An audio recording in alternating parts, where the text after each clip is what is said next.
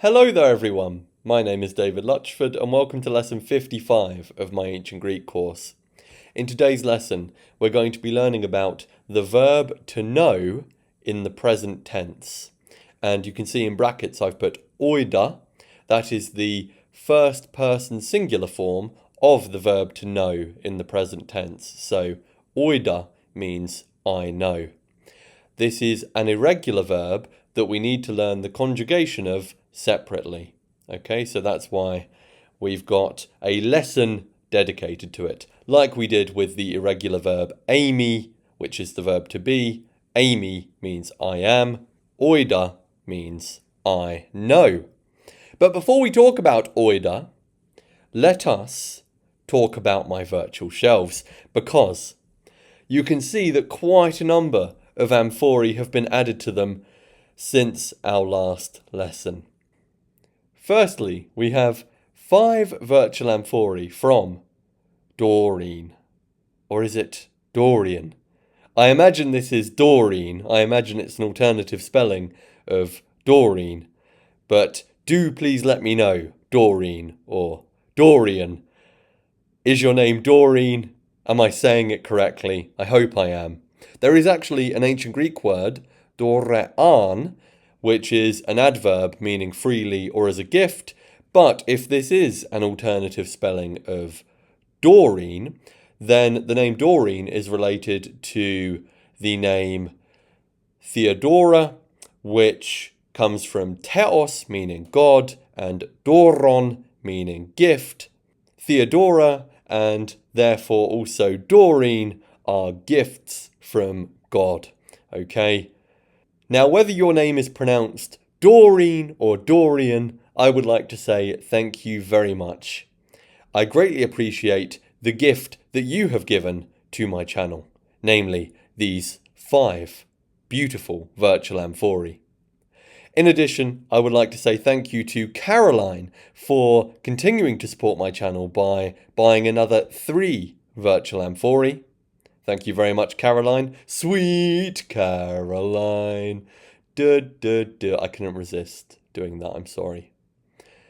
I hope you enjoyed that, Caroline. I know I'm an excellent singer. I'm sure you enjoyed it. I'm sure it was a euphonic experience for you, okay? Thank you once again, Caroline, for the 3 virtual amphorae.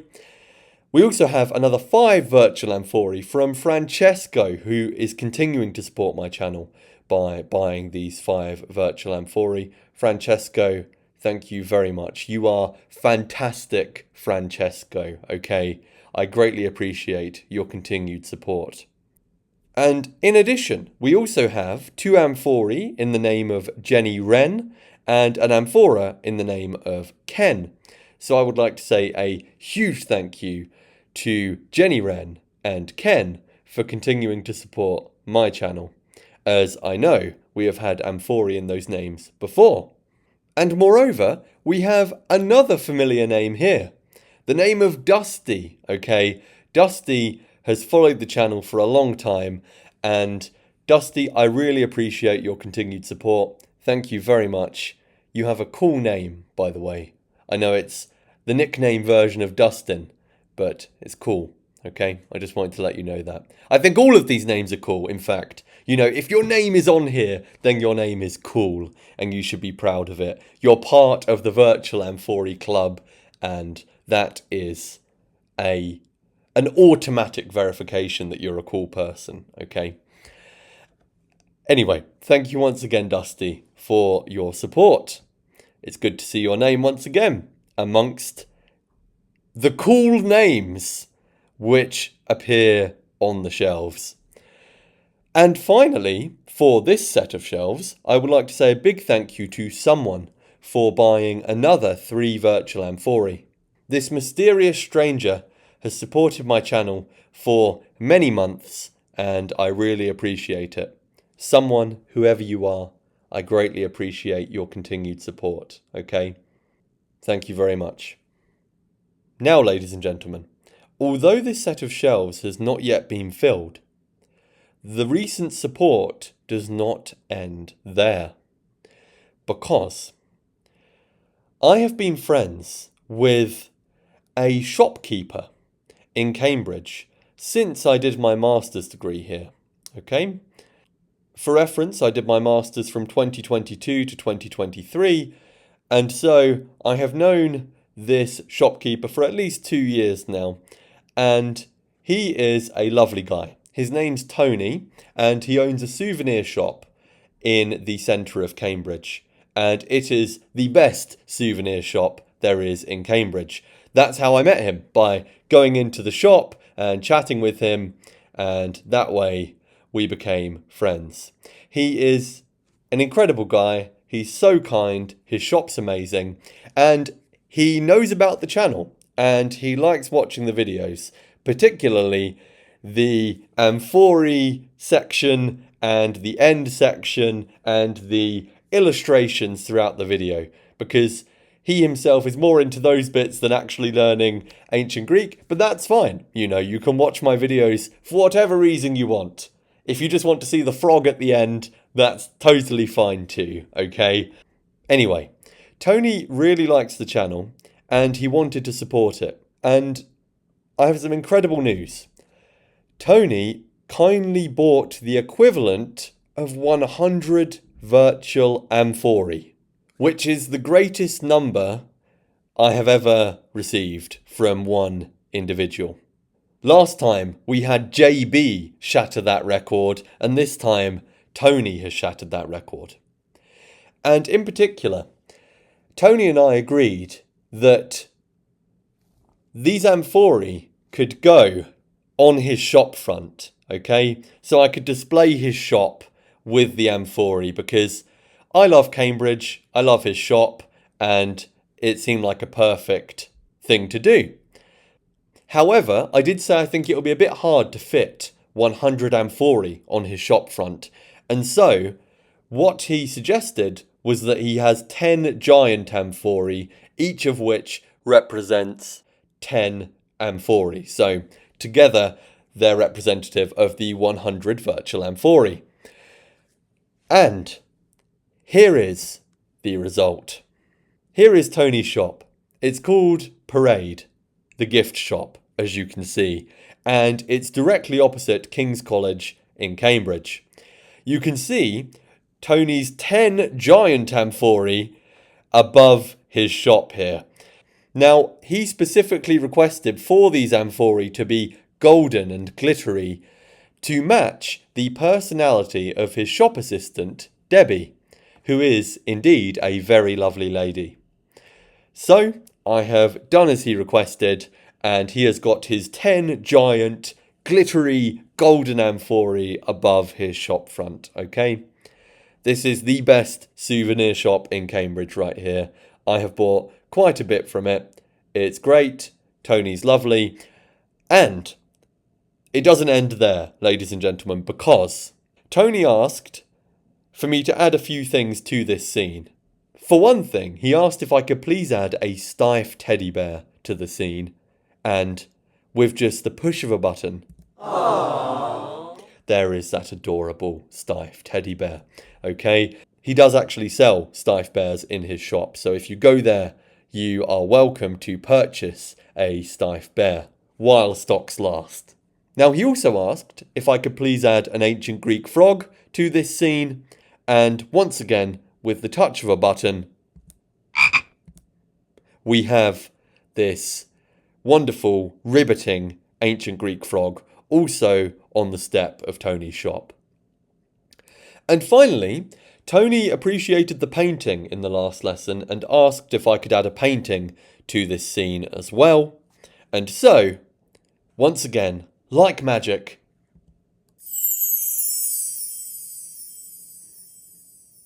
a painting appears on an easel outside of his shop. And you may recognise this particular painting because I use it in the picture for my channel. It is called the Parthenon because it's of the Parthenon in Athens, and it was painted by an American guy named Frederick Edwin Church. Okay, I think it's a lovely painting, and I had thus selected that one to go outside of Tony's shop. And finally, I have one more bit of good news for you, ladies and gentlemen, and that is because Tony supports my channel and he wants to give back to the viewers of my channel, he has said that you can come into his shop and use a certain code to get a 10% discount, okay? And he's allowed me to choose the code. So once again, like magic, I wish to tell you that you can use the code David sent me for 10% off your purchase, okay? So if you go to Tony's shop, which is called Parade, it's opposite King's College in the centre of Cambridge, then you can tell Tony, the shopkeeper, David sent me, and he will give you 10% off, and you can have a lovely chat about my Greek channel with Tony, okay? So say David sent me for 10% off. And just to give you an idea of where it is, I did record this video outside of Tony's last time I was there. You can see it's directly opposite King's College, which is kind of the paradigmatic Cambridge college. I'm at Corpus, which is just down the road over there. Also a beautiful traditional college. But King's is the one that symbolises Cambridge in terms of, if you Google Cambridge, you will usually see pictures of King's College. And it's usually King's College that's depicted when Cambridge is depicted. So it's opposite that college. The road it's on is actually called King's Parade, okay? King's Parade in the centre of Cambridge. And as I was saying, his shop sells wonderful Cambridge souvenirs. I took these photos when I was last in there. He sells magnets, postcards, bags, mugs, notebooks. There's so much stuff, honestly. It's got everything you need when it comes to Cambridge souvenirs, okay? Paddingtons. He's also got some London/UK souvenirs in there as well. If you're looking for more general UK souvenirs, I suppose Paddington is one of those, because Paddington isn't uniquely Cambridge, but he is a very English souvenir. We all love Paddington. Now, he also has this collection of Stife bears, hence the Stife teddy bear, and Cambridge clothes. He also has a collection of busts of famous people and art of Cambridge as well. So remember, if you're ever in Cambridge, please do pop into Parade gift shop on King's Parade and tell Tony David sent me for 10% off your purchase, okay? Thank you very much, Tony, for supporting my channel. I greatly appreciate it, and keep up the good work with your shop, you know. It's a fantastic shop, and you're a really kind guy. Now, I assure you that I shall be teaching you about the verb oida very soon. But before I do that, I do just want to say a big thank you to everyone who has supported my channel in the past. Also, I have this brilliant collection of virtual amphorae, which I am incredibly grateful for, honestly. When I first got that empty set of virtual shelves, I never expected to accumulate such a great number of virtual amphorae and to receive so many lovely and encouraging messages, honestly. I read and reply to all of the messages on Buy Me a Coffee, and I also do read all of the comments on YouTube that I get notified about and reply to the ones that I can. Moreover, I do pay attention to the likes and the subscriptions, so please do be sure to like this video and to subscribe if you want to see more videos like this one.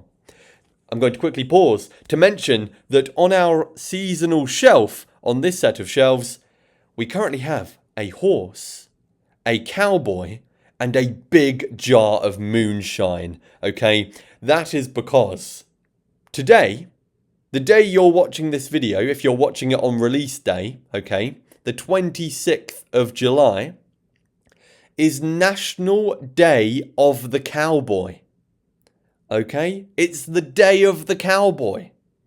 And so, this shelf is cowboy themed. And do you know what else is cowboy themed? Me. I am cowboy themed, okay? Check out this beautiful hat. I was actually at a cowboy themed party recently.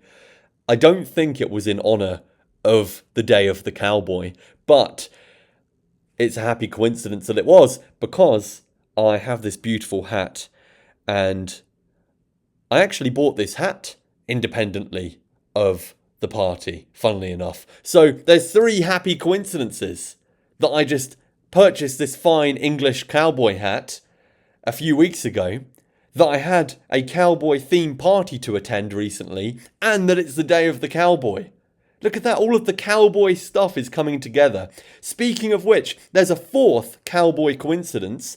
I was in Cambridge Market the other day.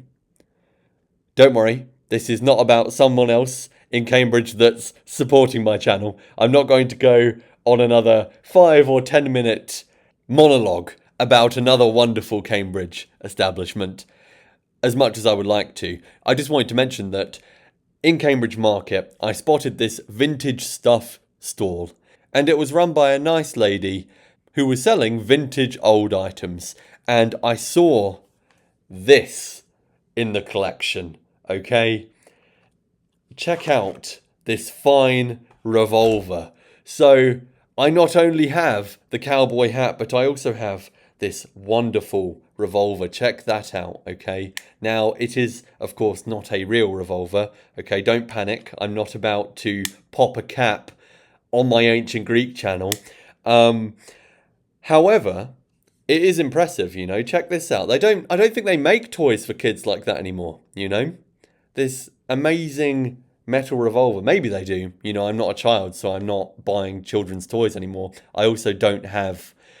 I say I'm not buying children's toys anymore as I'm holding a toy revolver, but you know what I'm saying. I don't have a kid of my own yet either, so yeah. But I don't think they make kids' toys like this anymore. I think it's all just like cheap and very plasticky nowadays. You know, look at this. This is so incredible, you know. Look, it comes apart and everything. Check that out. Boom. Look at that. I'm going to pose for Cowboy Day. I'm going to pose. And I'm going to fire it. You ready? Can you imagine if it actually shot there? Dude, that would be crazy. I'm aiming it at a window as well, so that would not be good. Anyway, that's enough about cowboys, I think. To return to thanking my past supporters, thank you all so much for your support. I have not actually counted how many amphorae I've got now, but it is a huge number, and I'm incredibly grateful for it. Honestly, it's truly encouraging. Your support really does matter in terms of encouragement to keep making these videos, so I shall continue doing just that. And it's time now to teach Ancient Greek. In particular, I'm going to teach the verb oîda, this irregular verb meaning to know, okay? It's the verb to know. Now, we're just going to be covering it in the present tense, and in particular in what's called the present indicative active, which is where a subject is doing the action, okay? So the first person singular form, oîda, means I know. Oîda is I know. The second person singular form is oista. Oista means you singular know. So we have oîda, I know, oista, you singular know. He, she, or it knows is oiden, or just oide, depending on whether the next word begins in a vowel and whether this word is at the end of the sentence. We know that movable new is used if the next word begins in a vowel, or if the word featuring movable new at the end is coming at the end of the sentence. So we've got oida, oista, oiden. As you can see, quite irregular. We don't have the usual or, ace, a endings that we're familiar with. And on top of that, we even have a stem change, you know. We've got oid in the first person singular and third person singular, but then we've got oist in the second person singular. So it's an irregular verb that we do indeed need to learn the forms of separately, okay? So we've got oida, I know, oista, you know, oiden, he, she, it knows. Those are the three singular forms in the present indicative active. Now, the plural forms switch to using another stem, okay? The first person plural is ismen. Ismen means we know. Now, the stem that the plural forms use is is. And then the ending men we're familiar with from the ending omen. We know or, ace, a, omen. Omen is the first person plural ending that we're familiar with. So ismen, once you know that is the stem that's used in the plural, is quite comprehensible. In the second person plural, we have iste, meaning you plural know. That is similarly comprehensible because we've got the stem is plus te. We know te from the ending ete, the usual you plural ending that we're familiar with. Finally, in the third person plural, we have isasin, meaning they know. Here, we have the stem is and we've got the ending arsin. Now, we're familiar with the ending arsin from the conjugation of didormi, the one me verb that we've learned about thus far. Didormi has didoarsin in the third person plural form, so we have seen that ending arsin with a long alpha there and movable nu at the end previously. We saw it in the conjugation of didormi in the present indicative active. We have usin in the conjugation of verbs in or in the third person plural present indicative active. But we have arsin here, okay, which is a similar ending, but it's identical to the ending that's used in the conjugation of a me verb like didormi in the present indicative active. Anyway, that is oida, the verb to know, in the present tense, in particular in the present indicative active. The key thing to remember is that the stem changes completely in the plural forms. The stem moves from having oi at the start to having is at the start, okay? But you do need to learn these forms by heart in their entirety. I'm just saying that is the key thing to look out for to start with, that big stem change there. But like I said, you do also have a change of stem in the second person singular. You've still got oi there, but it's oist rather than oid, okay? So please pause the video and note down the forms of oida and their meanings.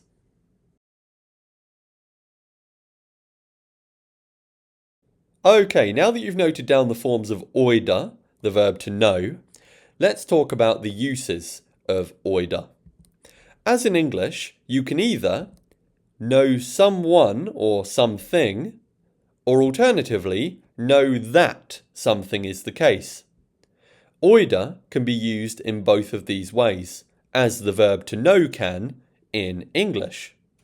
You can know someone, like I know Fred, for instance, or I know Tony, the shopkeeper. There, that's knowing a person, that's knowing someone. Or I could say, I know the answer, that's knowing something. We can also say, I know that something is the case. I know that Tony is a really nice guy.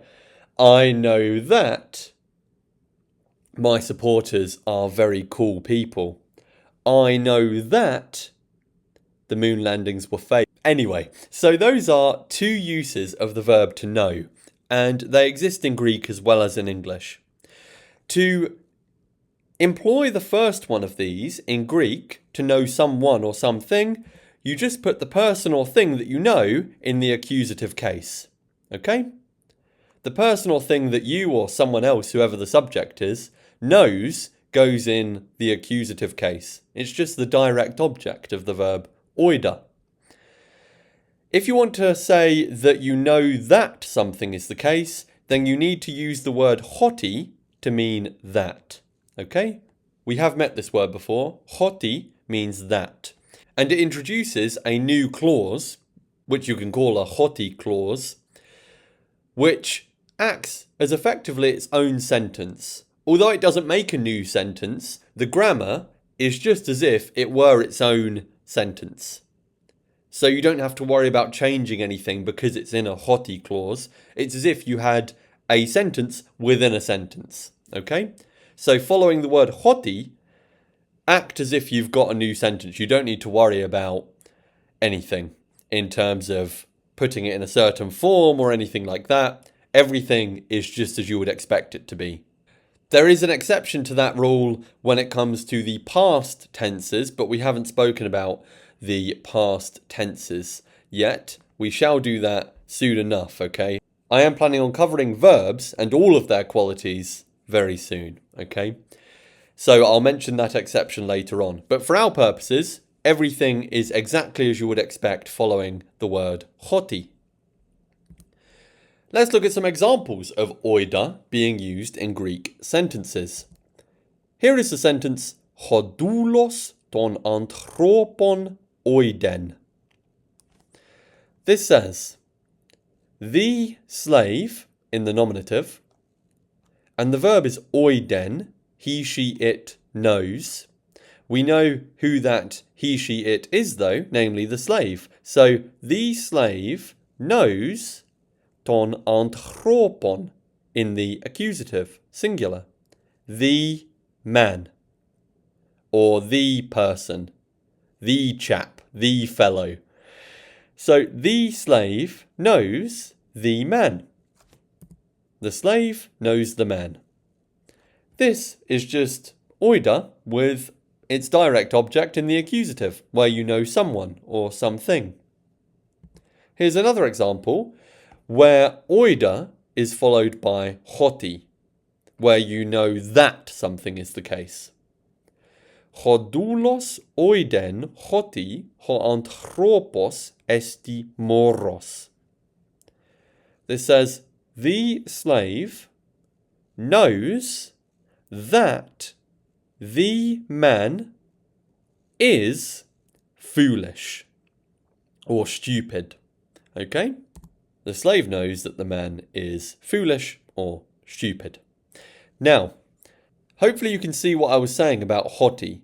In terms of, if you didn't have this first part of the sentence, then what follows hoti, the content of the hoti clause, could be its own sentence. Ho anthropos esti moros, meaning the man is stupid or the man is foolish.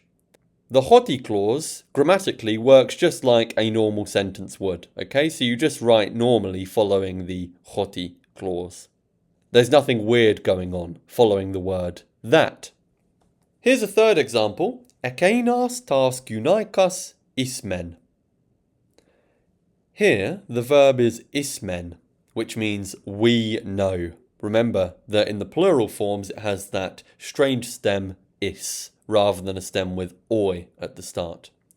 Ismen is we know, and then we have ekeinas tas gunaikas in the accusative plural. Ekeinas means those, and tas gunaikas means literally the women, but with the word those we can't say the in English, so we would just say those women. And they're in the accusative plural because they're the direct object of oida. So this means we know those women. We know those women. Okay? Simple. You can either have oida with its direct object in the accusative, or you can have oida followed by hoti when you want to say that someone knows that something is the case.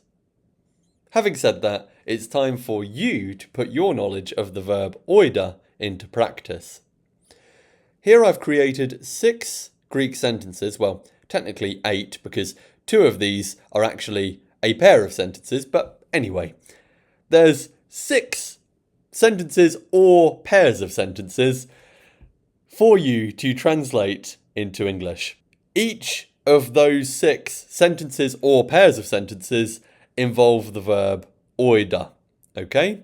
So you need to pay attention to the form of oida that is used to make sure you know who is doing the knowing. You need to know who is doing the knowing when the verb oida is used. And you know that by either consulting the forms of oida that you've written down, or, if you think you've memorized them, consulting your mind, okay? Mentally figuring out what form of oida is that. At this stage, it's up to you whether you want to use your notes or whether you want to try and do it from memory if you've tried to memorize the forms of oida.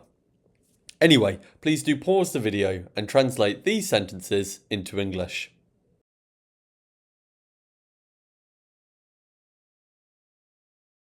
Okay, number 1 is Ho basileus oiden hoti hoi politai apotnei skousin.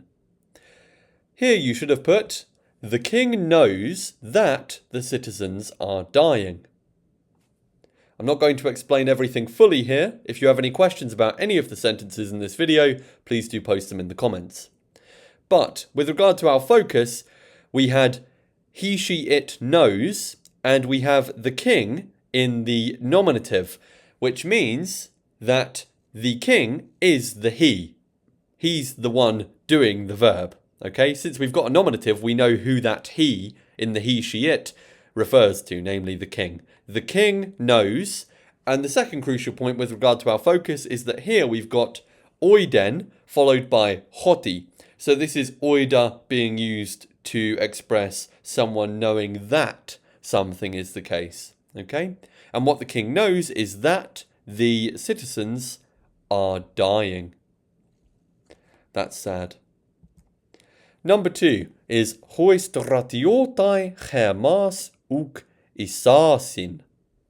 Here you should have put, the soldiers do not know us.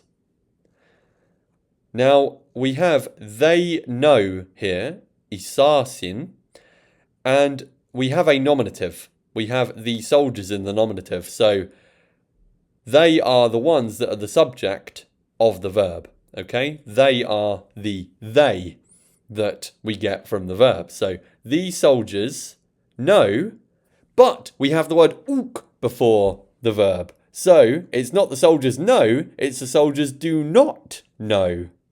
And then we have hermas, us, in the accusative. The direct object of oida. So this was oida with an accusative as its direct object. This was knowing someone. Or, in this instance, not knowing someone. Number 3 is aroista tu ton doulon, meaning, do you know this slave? Once again, we have oida here with a direct object in the accusative. We have, in particular, oista, which is you singular know. And it's a question. We know that from the semicolon at the end, and also from the fact that we've got ar, which is the elided form of ara at the start. Ara at the start of a sentence, and with the circumflex above the alpha, indicates a yes or no question. It literally means, is it the case that? So, is it the case that you know this slave? But we can word that more nicely as, do you know this slave? Fourthly, we have alla meugiste, humeis pseustai este. Here you should have put, but you do not know me. You are liars. Here we have uk iste. You plural know with the word not before it. So you plural do not know me, which is me in the accusative. Now, humeis is you plural in the nominative. You could have therefore italicized you here if you wanted to and said you are liars. But sometimes the emphasis isn't that strong. I think it will depend on the context whether we should put that here. Given that we have this person saying, but you do not know me, it seems strange to say, you are liars. But it could be in the right context. And we have another irregular verb, este, which is you plural are. That's another time we've seen the ending te being used without the e before it as ete. We saw just te in the present indicative active conjugation of Amy, the verb to be. Fifthly, we have touton ton nauten oida. Kai de kai ego oida hoti hutos estin andreot heros hoi alloi nautai.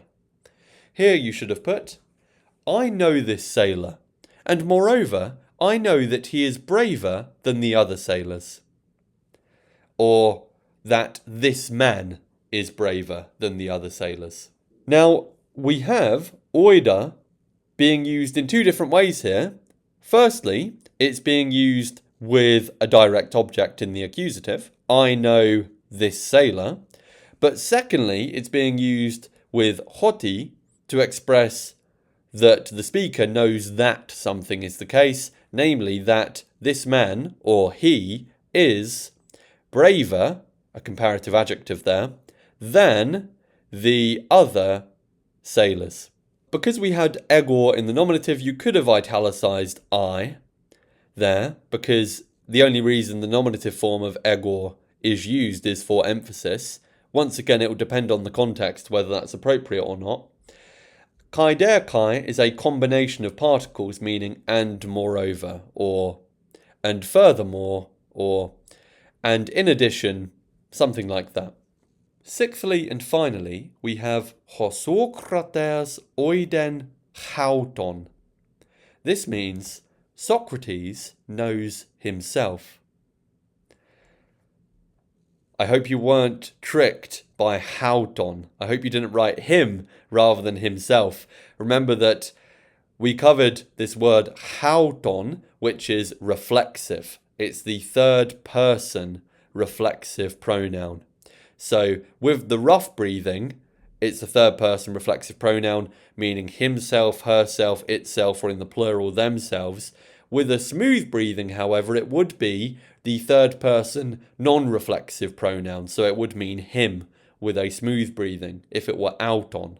So what I'm saying is I hope you didn't confuse hauton and auton, as I think that might be an easy mistake to make. If you did make it, then just be more vigilant about checking those breathings next time, okay, whether it's a rough breathing or a smooth breathing. It's not the end of the world if you did do that, it's an easy mistake to make. Now we had the verb oida here being used with a direct object in the accusative, and that direct object is referring back to the subject. So this says Socrates knows himself.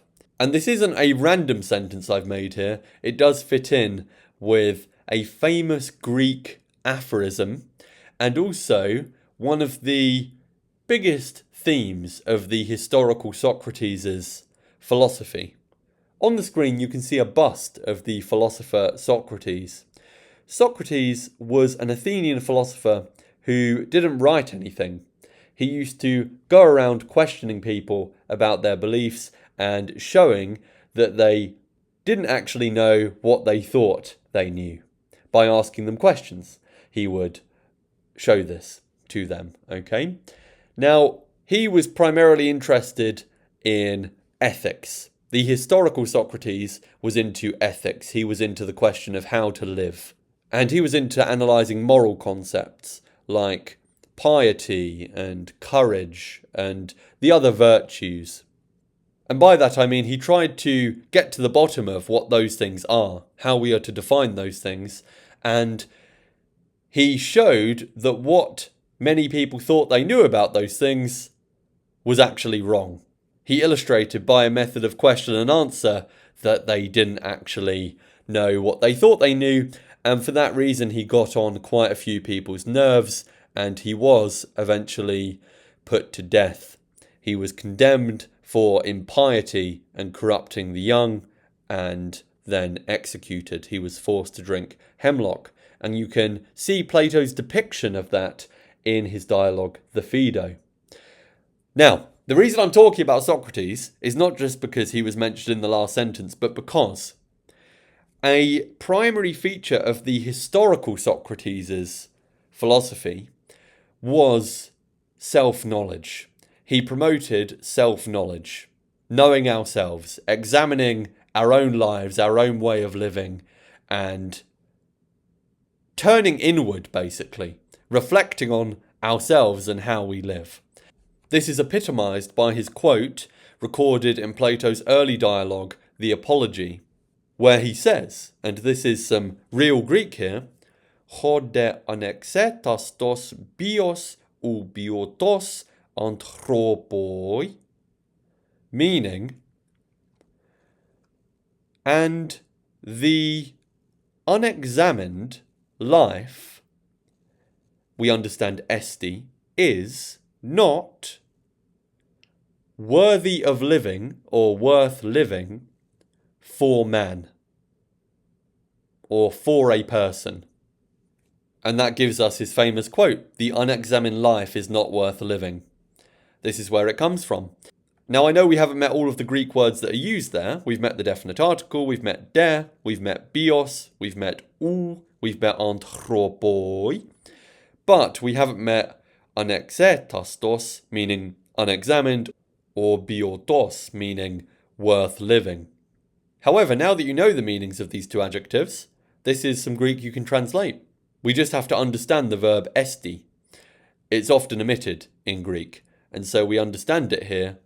And the unexamined life is understood, not worth living for man, or for a man, or for a person. We know that anthropoi isn't specifically a male, it means man in the sense of person, so for a man or for a person. He thinks a life without philosophical examination is pointless. You're living the life of an animal if you don't reflect on your life. I've actually come to disagree with Socrates here a little bit, I think, I kind of think the animalistic life is satisfying, honestly. Kind of primitive, tribal life. I think I've reflected too much in my life. When you reflect too much, it leads to, I think, sadness, anxiety, paranoia. Not that I've been paranoid as such, but you know what I mean. I think too much reflection can get you down, so I disagree with Socrates here. But what do you think? Do you think the unexamined life is not worth living for men, or for a man to be precise? Or just for man, we might say. Anyway, Socrates was very keen on us knowing ourselves, and that's why I made this sentence, Socrates knows himself. And this idea of self-knowledge actually has its origins in an inscription from the temple of Apollo at Delphi. On the temple, this phrase was inscribed, gnoti sauton. We don't know the word gnoti yet. It's from a verb. This word gnoti is from the verb gignoskor. The verb gignoskor is another verb meaning to know, okay? Gignoskor is another verb to know. Gignoskor usually has the idea of a process with it, like I get to know, or I recognize, or I come to know, or I learn. That's one way in which it usually differs from oida. Now, gnoti is an imperative form of gignoskor. We haven't met imperatives yet, we'll meet them later on, but an imperative is a commanding verb. So here it's telling you to know. Know as an instruction. So know, and then we know the word sauton. It can also be set out on. We learned about it recently. Sauton means yourself. So this says know yourself.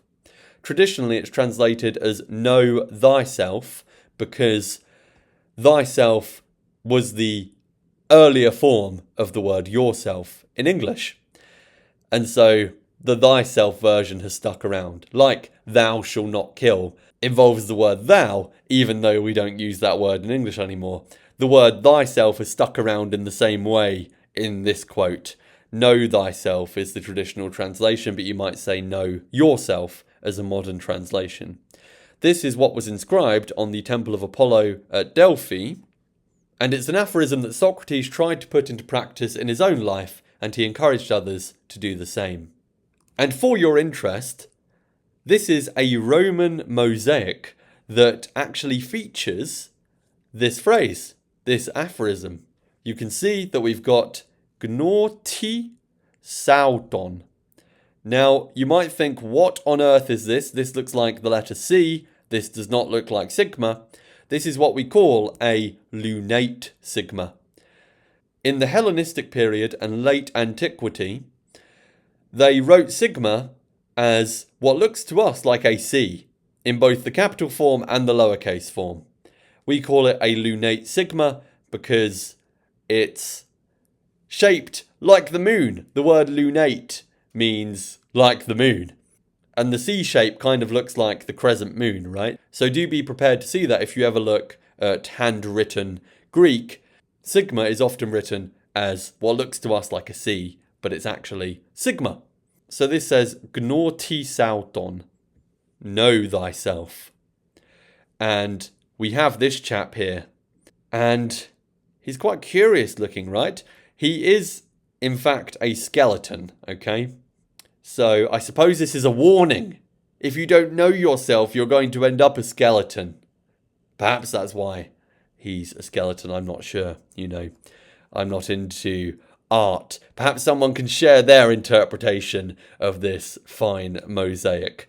The thing is, if that is the message, I disagree with it. Like I said, I think too much reflection could cause you excessive stress and cause you to become a skeleton prematurely, okay? You've got to not reflect. I'm anti-Socratic now in that regard, okay? I'm all against excessive reflection. Like I said, the unexamined life, in my view, is quite happy, blissful, satisfying, etc. So I guess I'm anti-Socratic a little bit nowadays, but maybe I'll change my mind about that. I used to agree with Socrates, but anyway, let's move on from this aphorism to the next exercise involving oida, okay? Here is exercise 2. I've created 5 English sentences for you to translate into ancient Greek, all of which involve oida. Once again, it's technically inaccurate what I just said there because there's actually 6 sentences rather than 5 because the last one is a pair. But let's pretend it's 5, okay? Let's just call it 5 sentences for simplicity's sake. Now, I have just underlined one phrase, and that is not because you don't know the vocab, but it's because if you want to put 2 adjectives together in Greek, even if it's with the word many, for instance, you need to put a chi in between the adjectives, okay? So if you want to put 2 adjectives together as a unit going with a noun, like the big, beautiful horse, then you need to put a chi in between big and beautiful, and that applies even to the phrase many beautiful, okay? If you ever want to say many and another adjective, you need to put a chi in between many and the adjective. Unlike in English where we can just say many adjective, the Greeks would say many and adjective, okay? So bear that in mind. Please do pause the video and translate these sentences into ancient Greek.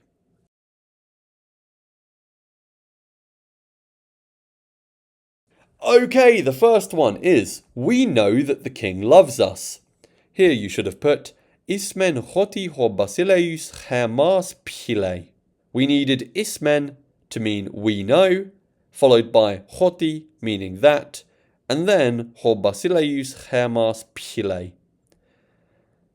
Now, you could have had the units of the hoti clause in another order, so you could have said hoti hermas pile ho basileus. That would also be fine. Number 2 is I know many beautiful women. In ancient Greek, this would be pollas kai kallas gunaikas oida.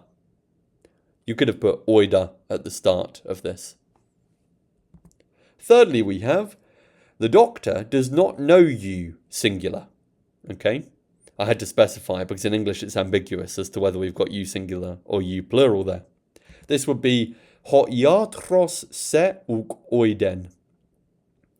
You could have put se at the start and ho iatros afterwards. You could have had the units of this sentence in another order, but you should have got those forms. Fourthly, we have the general knows every soldier. Here you should have put ho strategos panta stratioten oiden. Now, once again, you could have had the units in another order. You could have had panta stratioten at the start. You could have had ho strategos at the end. Oiden, you could have had at the end, in the middle, at the start. You could have had the units in another order. But you needed these particular forms. You needed the general and the nominative. You needed panta and stratioten together to mean every soldier. You needed these in the accusative singular. In particular with pas, you needed to put pas into the masculine accusative singular to agree with stratioten. And you can't have the definite article before stratioten because if you want to say every, then you use pas with a noun that doesn't have the definite article before it. And oiden is he, she, it knows, which is the correct form of oida. If you put it somewhere else in the sentence and the next word didn't begin with a vowel, then it would be oide rather than oiden because that is a movable nu at the end. Fifthly and finally, we have the Persians know that the Greeks are winning. Therefore, they are fleeing from their cities. Here you should have put hoi Persai isasin hoti hoi Hellenes nikosin. Apun ton poleon chauton apopeugusin. To say the Persians know that, we should have had hoi Persai isasin hoti. The Greeks are winning is hoi Hellenes nikosin, but you could have had nikosin before hoi Hellenes. Then in the second sentence, to say therefore, we need to use the particle un, which is post-positive. And the phrase from their cities we express with a preposition, apo. Here I've elided it because the next word begins with a diphthong, and so the short vowel, omicron, has been elided in response to that, giving us up.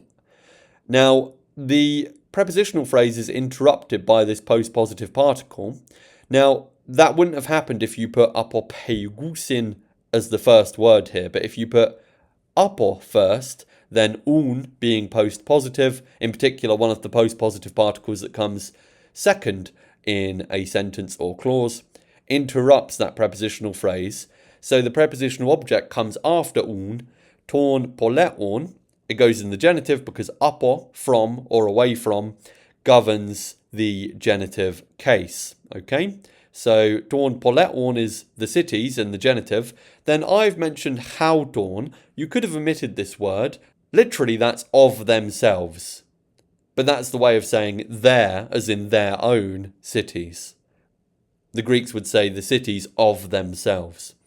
Now, the thing is, the Greeks often left out words like their and your, etc. when they were clear from the context. So you could have omitted that here and just said the cities if you hoped that we would understand their cities from the context.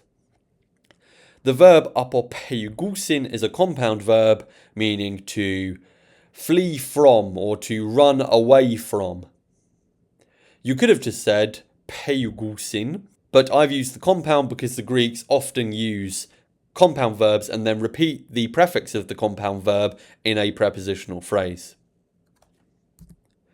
Okay, with that said, I shall now summarise our learning for lesson 55. Today we've learned that oida, the verb to know, is an irregular verb which conjugates in the present as follows. Oida, oista, oiden, ismen, ister, isasin. In addition, we've learned that it can be used to express knowing someone or something. That person or thing just goes in the accusative. Or knowing that something is the case, where we use the word hoti for that. And the clause following hoti is grammatically just like a normal sentence. There is an exception that we'll talk about later when we do past tense verbs, but for our purposes, it's just like you would expect it to be. What's more, we've learned a new noun. We've learned the noun pseustes, meaning liar. You can see that's related to the adjective pseudes, meaning false. And if you transliterate the pseu bit, you get su, which gives us words like pseudoscience, for instance. A pseudoscience is a false science, etymologically. That's because words in Greek that have got pseu at the start are to do with falsity. Pseustes is cognate. That means it shares a root with the word pseudes, meaning false. A pseustes is a false person. In other words, a liar. Having summarised our learning, let me say thank you very much for watching the lesson today. I hope that you've enjoyed it. If you have, please do give the video a like. Please do comment if you have anything to say about it or any questions about it.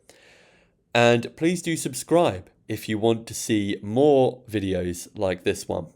I have put an image of some ancient Greek frogs on the screen to brighten your day, okay? You can see that they're gobbling up some flies happily. Now, how are we going to link this to the verb oida? Well, we can do that by saying Hoi batrachoi isasin hoti chaimuiai eisin chedei. This means the frogs know that the flies are pleasant. In this context, we might say tasty.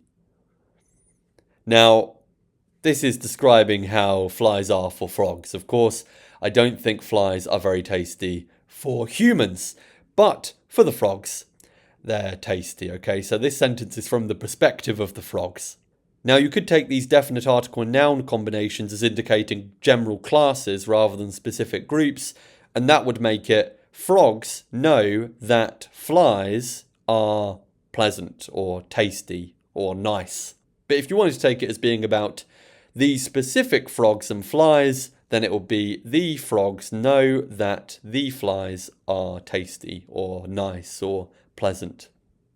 You can see that this one is really in a state of pleasure. He's having a good time. He is loving life. You see, he's not examining his life, okay? He's not questioning what he knows about stuff and how he's living. He's not examining his own life. And he's having a great time, okay? He's enjoying himself. He's living a fulfilled and happy life, even though he doesn't have self-examination as a prominent part of his life. So was Socrates really right when he said that the unexamined life was not worth living for men? Or for man, to be precise? I know we've got frogs here, but, you know, I think when I've got a cheesecake in front of me, I'm quite similar to this frog. No reflection, just sheer enjoyment. And fulfillment, you know? I'm less and less against the animalistic way of life, but maybe somebody will convince me otherwise in the comments. Convince me that philosophical examination of one's own life is worthwhile, okay? I'm probably a big hypocrite. I probably do it quite a lot without even thinking about it, but anyway. Thank you for watching the video. I hope you have a lovely day or evening or morning, whatever time of day it is while you're watching this. And I shall see you next time, partner.